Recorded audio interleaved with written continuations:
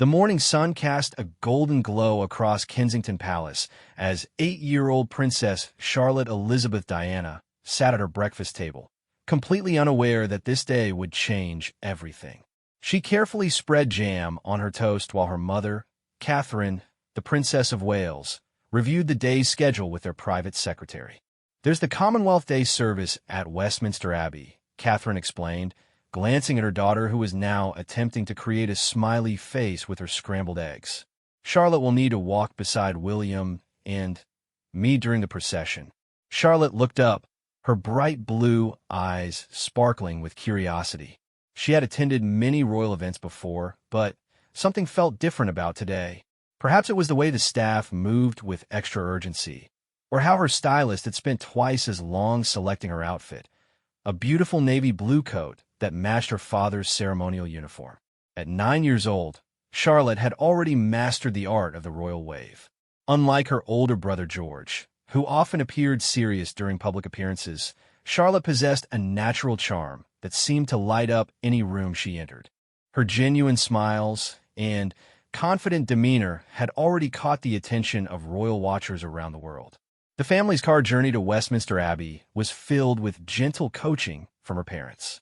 Prince William reminded her about proper posture during the service, while Catherine helped her practice the perfect royal wave, not too enthusiastic, but warm enough to connect with the crowds.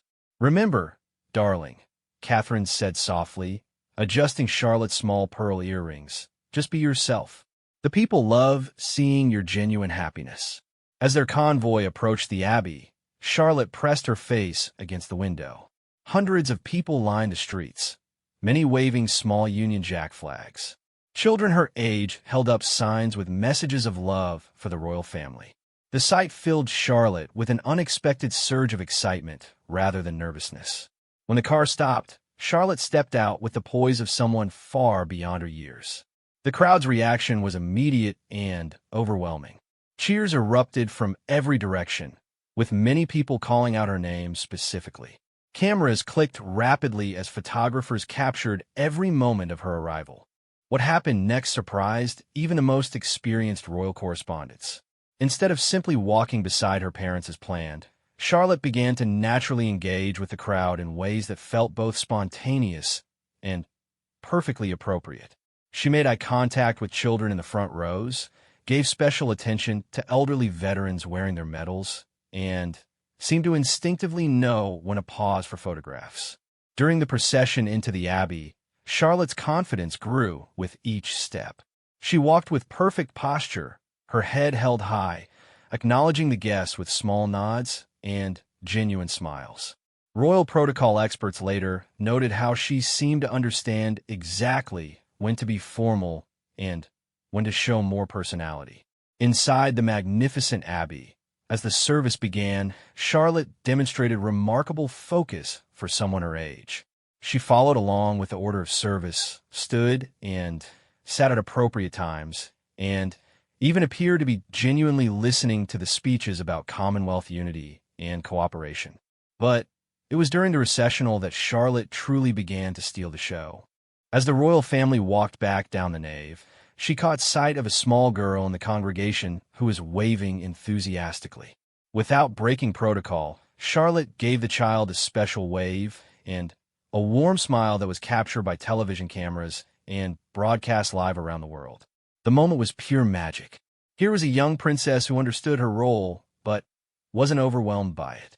She seemed to grasp intuitively that her position came with a wonderful opportunity to bring joy to others, and she embraced the responsibility with remarkable maturity. Outside the Abbey, as the family prepared to leave, Charlotte surprised everyone again. She asked her parents if she could walk closer to the barriers where people were waiting.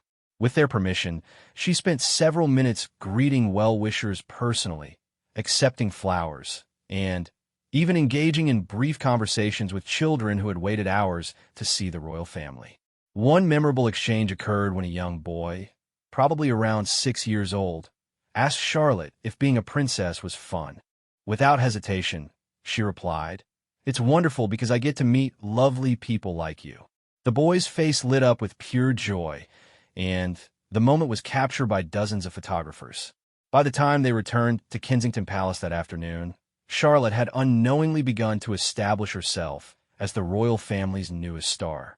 Her natural charisma, combined with her genuine warmth and age-appropriate confidence, had created something truly special, a connection with the public that felt both authentic and magical.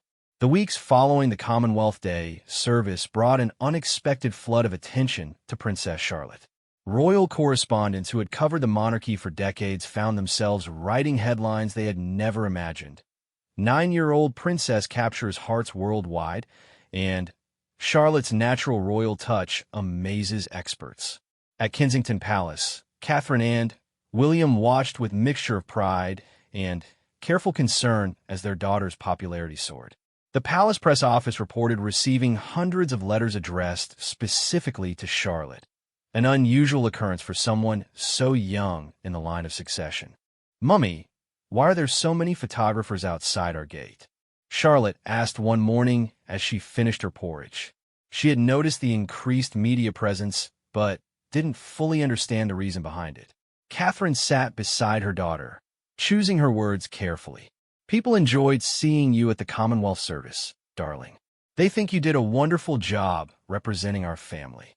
Charlotte considered this information seriously.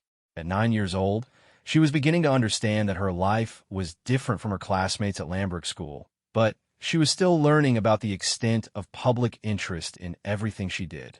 The royal family's next major public appearance was the Easter service at St. George's Chapel in Windsor.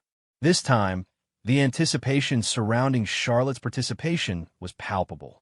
News outlets from around the world sent photographers specifically to capture her moments, and the public lined the streets hours before the service began. Charlotte seemed to sense the heightened expectations, but rather than feeling pressure, she appeared to thrive on the energy. As the family walked to the chapel, she moved with even greater confidence than before. Her yellow spring coat caught the sunlight beautifully, and her natural smile seemed to brighten everyone around her. During this service, something remarkable happened that would be talked about for months afterward. When the congregation sang, "Christ the Lord is risen today," Charlotte's clear, sweet voice could be heard above the others. She sang with such genuine enthusiasm and perfect pitch that several people in nearby pews turned to listen.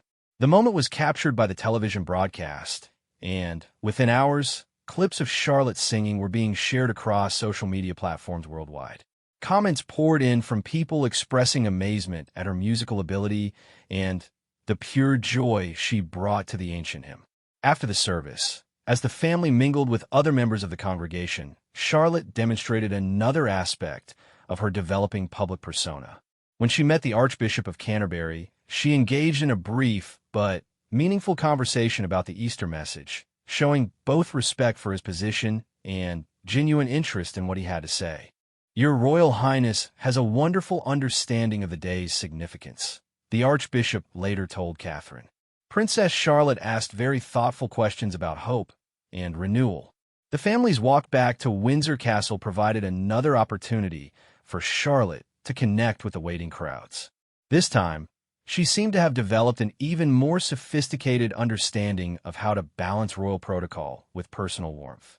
When a small girl in the crowd called out, "Princess Charlotte, I love your dress," Charlotte stopped, smiled, and replied, "Thank you so much. I love yours too. That pink is beautiful on you." The exchange was simple, but deeply meaningful to the child and her family, creating a memory they would treasure forever. As Easter weekend continued, Charlotte participated in several private family activities that demonstrated her growing maturity and understanding of her role. During a family egg hunt on the Windsor Castle grounds, she made sure her younger brother Prince Louis found plenty of eggs, showing the kind of thoughtfulness that royal experts noted as particularly promising for her future role. The weekend's events culminated in a small private tea with Queen Camilla, where Charlotte had the opportunity to learn more about royal traditions and expectations. According to palace sources, the conversation was remarkably sophisticated for someone Charlotte's age, covering everything from the history of Easter celebrations at Windsor to the importance of connecting with people during public engagements. Charlotte has an intuitive understanding of what it means to serve others. Queen Camilla later confided to a close friend. She seems to genuinely enjoy making people happy, and that's perhaps the most important quality anyone in our position can have. By the end of Easter weekend, it was clear that Charlotte's appeal extended far beyond her initial charm at the Commonwealth service. She was developing into a young royal with substance, someone who combined natural charisma with growing wisdom and genuine care for others. The media coverage following the Easter celebrations was overwhelmingly positive, but it also marked the beginning of more intense scrutiny.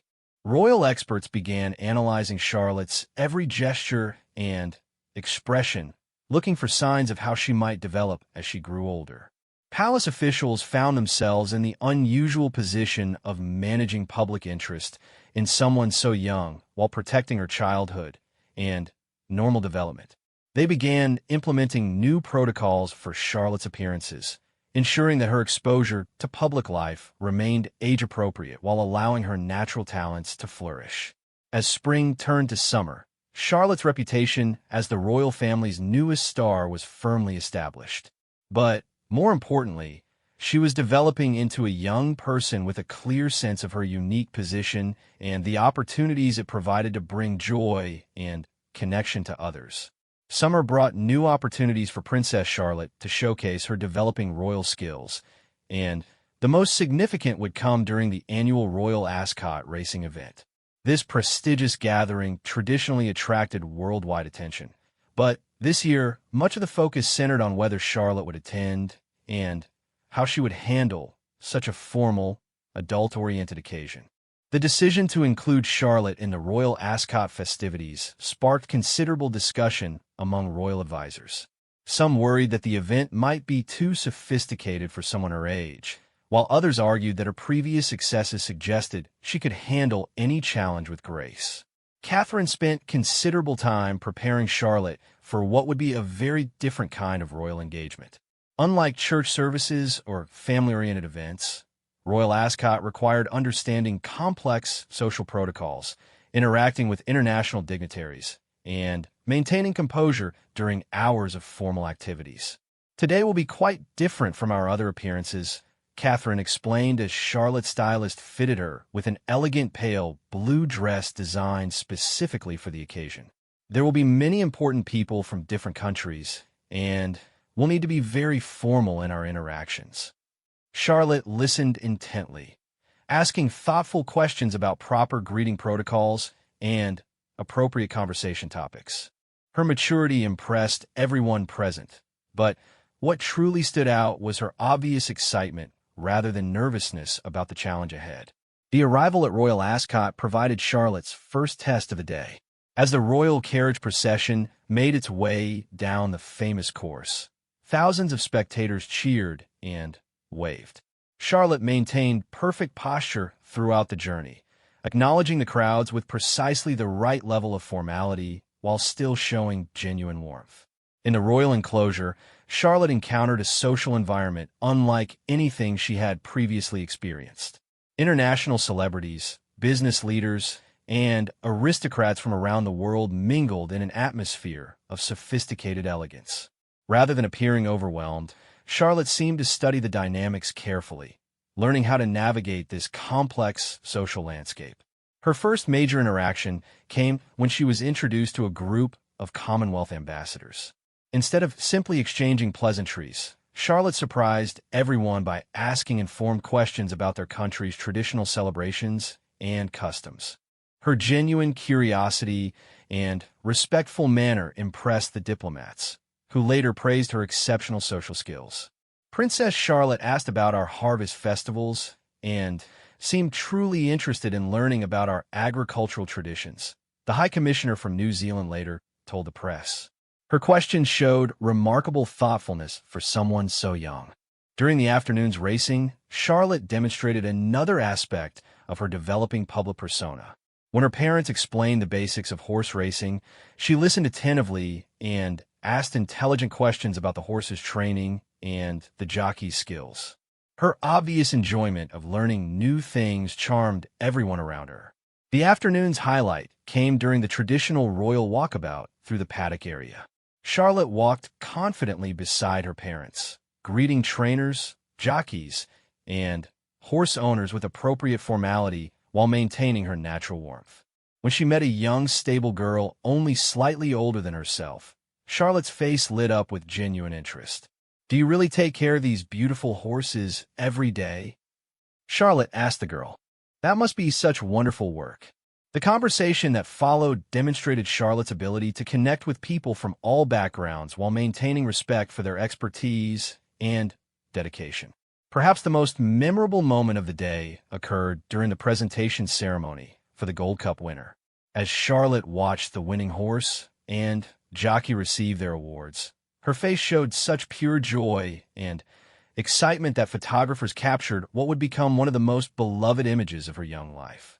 When the winning jockey approached the royal box to meet the family, Charlotte congratulated him with perfect protocol, but added her own special touch. "Your horse is absolutely magnificent," she told him. "You must be so proud to work with such a wonderful partner."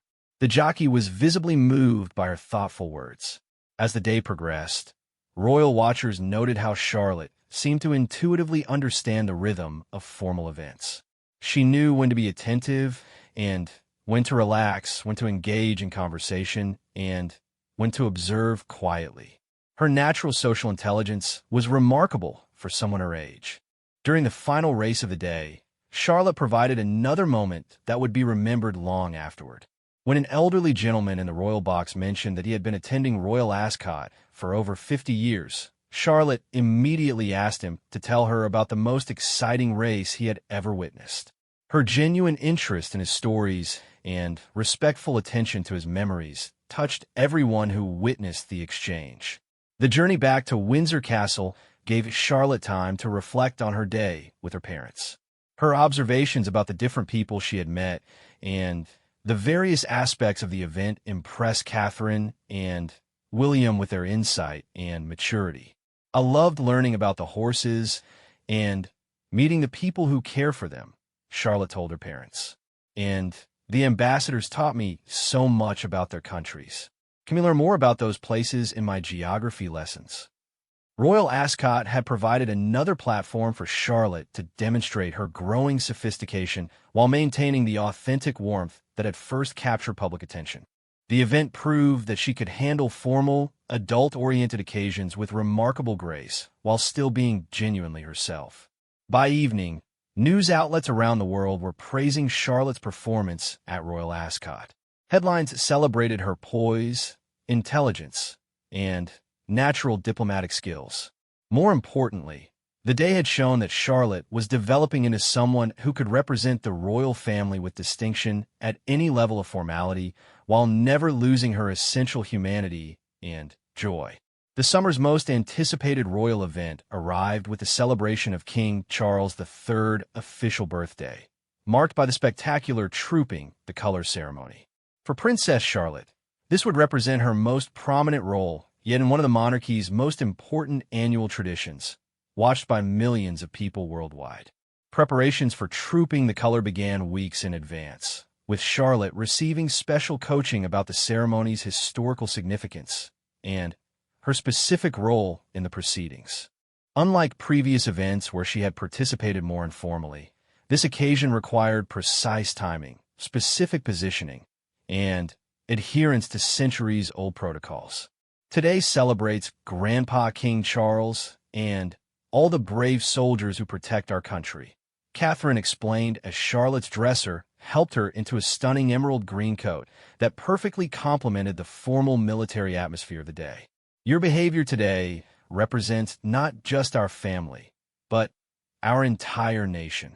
Charlotte absorbed this responsibility with remarkable seriousness, asking detailed questions about each phase of the ceremony and practicing her carriage posture until it was perfect.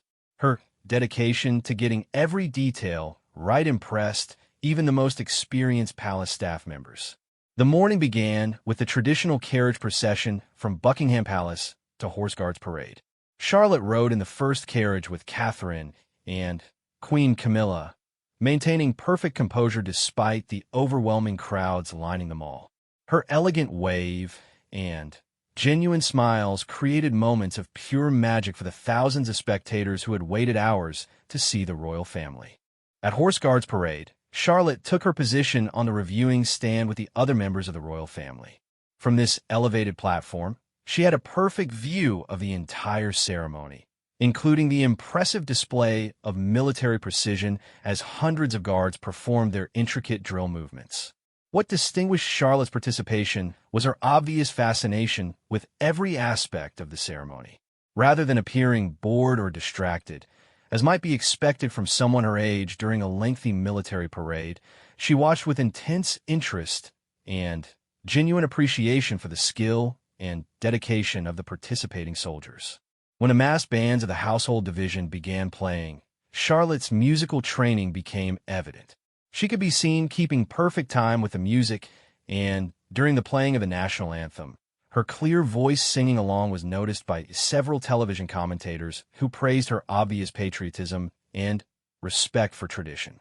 The ceremony's highlight came during the actual trooping of the color, when the regimental flag was carried through the ranks in a display of military pageantry that has remained essentially unchanged for over 250 years. Charlotte watched with rapt attention, seeming to understand the deep historical significance of what she was witnessing. During a brief pause in the proceedings, Charlotte demonstrated her growing confidence in public settings. When a veteran guardsman fainted from the heat and was helped from the parade ground, she was seen expressing concern to her mother and asking if the soldier would be all right. Her genuine care for others, even during such a formal occasion, was noted by royal watchers as particularly heartwarming. The spectacular RAF flyover provided another opportunity for Charlotte to show her natural expressiveness. As the Red Arrows aerobatic team painted trails across the London sky in red, white, and blue, Charlotte's face lit up with wonder and excitement. Her obvious delight at the display was infectious, and her enthusiastic pointing and clapping brought smiles to everyone around her. The return journey to Buckingham Palace offered Charlotte another chance to connect with the celebrating crowds. The enthusiasm of the people lining the route seemed to energize her, and she responded with some of her most animated waving and biggest smiles of the day. But perhaps the most memorable moment came during the traditional balcony appearance at Buckingham Palace.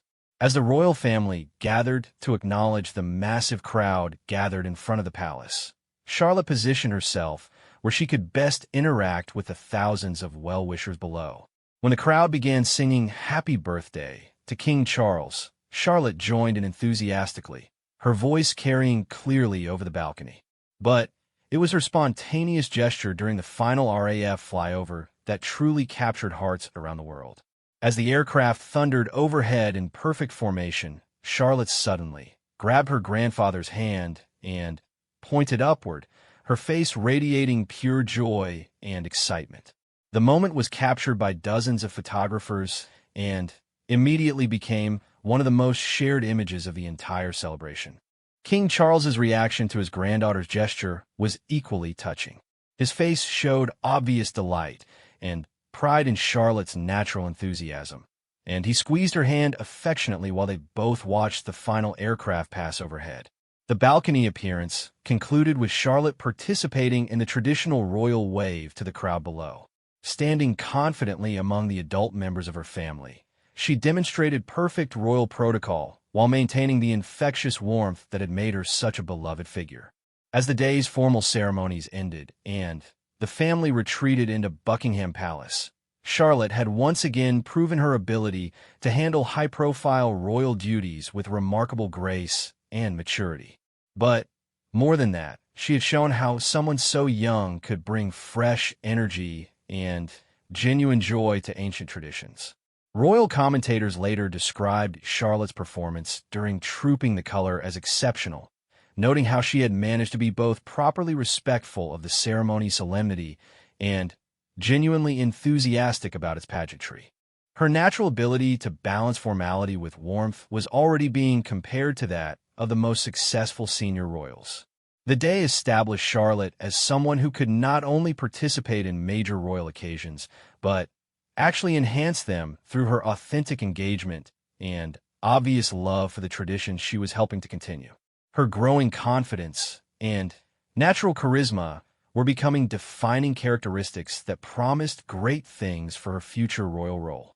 As autumn painted the Windsor Castle grounds in brilliant colors, Princess Charlotte faced her greatest challenge yet, representing the royal family at the first major international state visit of her public life.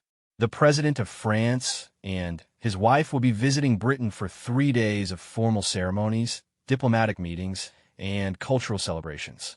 The decision to include Charlotte in such high-level diplomatic activities was unprecedented for someone her age. Royal advisors debated extensively about whether she was ready for interactions with foreign heads of state, but her consistent success in previous engagements convinced everyone that she could handle this elevated responsibility. This visit is very important for the friendship between Britain and France, William explained to Charlotte as they reviewed the detailed schedule together. President Macron and his wife will be our special guests, and we want to show them the very best of British hospitality. Charlotte studied the itinerary with remarkable focus, asking thoughtful questions about French customs and appropriate greeting protocols. Her preparation included brief French language lessons, learning about French culture and history, and practicing the specific courtesies required for interacting with foreign dignitaries.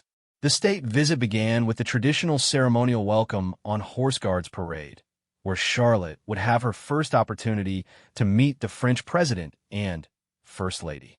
Dressed in a sophisticated navy dress with subtle French-inspired details, she stood confidently beside her parents as the elaborate ceremony unfolded. When President Macron and his wife stepped forward to meet the royal family, Charlotte's moment arrived. With perfect poise, she offered a small curtsy and then surprised everyone by greeting them in carefully practiced French. "Bonjour, Monsieur le Président. Bienvenue in Angleterre," she said with remarkable pronunciation. President Macron's face immediately lit up with genuine delight. "Ah, Princesse Charlotte, your French is excellent. We are so honored to meet you," he replied in English, clearly charmed by her effort to welcome them in their own language. The exchange continued for several minutes, with Charlotte demonstrating not only her language preparation, but also her knowledge of French culture. When Madame Macron complimented her dress, Charlotte thanked her and mentioned that she had learned about French fashion designers in preparation for their visit. During the state banquet at Buckingham Palace, Charlotte faced perhaps her most formal challenge yet. The evening required perfect etiquette throughout multiple courses, appropriate conversation with distinguished international guests, and maintaining composure during lengthy formal speeches. Seated between a French diplomat's wife and a British cultural minister, Charlotte navigated the complex social dynamics with remarkable sophistication. Her conversations ranged from discussing her favorite subjects at school to asking thoughtful questions about French art and literature. Princess Charlotte asked me about the similarities between English and French poetry, the French diplomat's wife later told reporters. Her curiosity and intelligence were extraordinary. She truly understood that this dinner was about building bridges between our nations. The evening's highlight came during the traditional toasts when King Charles raised his glass to celebrate the enduring friendship between Britain and France. Charlotte listened intently to every word, and when the time came for her to participate in the toast, she did so with perfect timing and appropriate solemnity. But it was her spontaneous gesture following the formal toast that created the evening's most memorable moment. As the guests began to mingle, Charlotte approached President Macron and his wife with a small, beautifully wrapped gift. "I hope you don't think this is too forward," she said politely, "but I made something special to remember your visit to Britain." Inside the package was a watercolor painting she had created showing the British and French flags intertwined with flowers representing both nations. The President and First Lady were visibly moved by the thoughtful gift. President Macron knelt down to Charlotte's level and thanked her personally, telling her that the painting would have a place of honor in the Élysée Palace. The moment was captured by official photographers and later became one of the most widely circulated images of the entire state visit. The final day of the state visit included a cultural event at the Royal Opera House, where Charlotte would demonstrate yet another aspect of her developing royal skills. The evening featured performances celebrating both British and French musical traditions, providing Charlotte with an opportunity to showcase her own musical knowledge and appreciation.